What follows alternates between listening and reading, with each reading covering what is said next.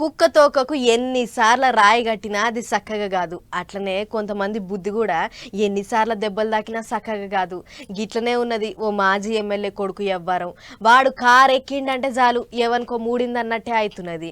ఇప్పటికే ఓ accident case ఉన్నది. ఇప్పుడు దానికి తోడు ఇంకో కేసు వచ్చి పడ్డదట. చూడు ఏమైందో.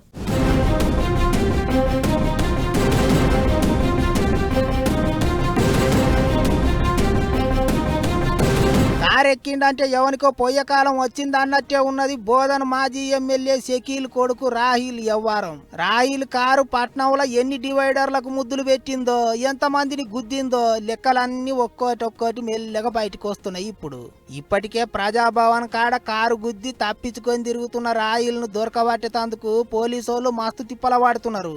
అయితే గా కేసు మీద తిరుగుతుంటేనే ఇంకో పాత ముచ్చట బయటకు వచ్చింది. ఇప్పుడు 2 ఏండ్ల కింద జూబ్లీ హిల్స్ రోడ్ నెంబర్ 45లో ముగ్గురు ఆడోళ్ల మీదికి పోయిందట ఓ కారు. అందులో ఓ సంటి పోరాడు జీవిడిచిండట.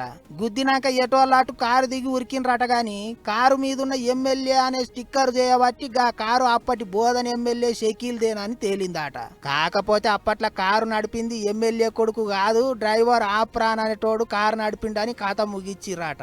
కానీ ఇప్పుడు గదే కేసులో ఇంగింత లోపటికి పోతే ఆయాళ్ళ కూడా కారు మాజీ ఎమ్మెల్యే కొడుకు రాయిలే నడిపిండని తేలిందట.